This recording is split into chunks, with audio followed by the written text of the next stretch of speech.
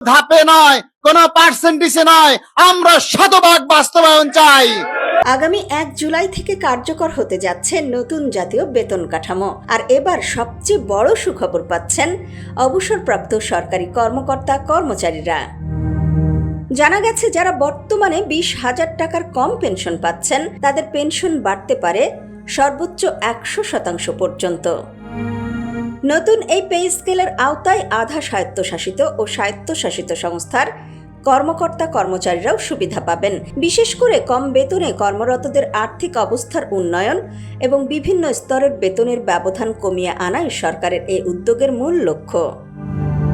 খোঁজ নিয়ে জানা যায়, প্রস্তাবিত বেতন কাঠামোয় উচ্চপদস্থ কর্মকর্তাদের তুলনায় নিম্ন স্তরের কর্মচারীদের বেতন বৃদ্ধি ও বাড়তি সুবিধা নিশ্চিত করার বিষয়টিকে বেশি গুরুত্ব দেওয়া হয়েছে।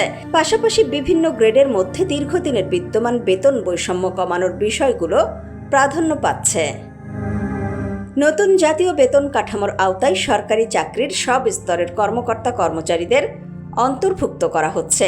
এতে প্রশাসন ও মাঠ পর্যায়ের কর্মী, শিক্ষক, আইন শৃঙ্খলা বাহিনীর সদস্য, স্বাস্থ্য সেবা কর্মী এবং বিচার বিভাগের বিভিন্ন পর্যায়ের জনবল থাকবেন।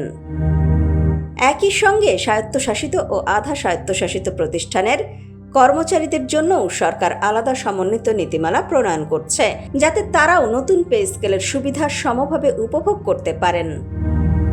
নতুন বেতন কাঠামোর সঙ্গে অবসরপ্রাপ্ত কর্মকর্তা কর্মচারীদের পেনশন ব্যবস্থাতেও উল্লেখযোগ্য পরিবর্তনের প্রস্তাব উঠেছে।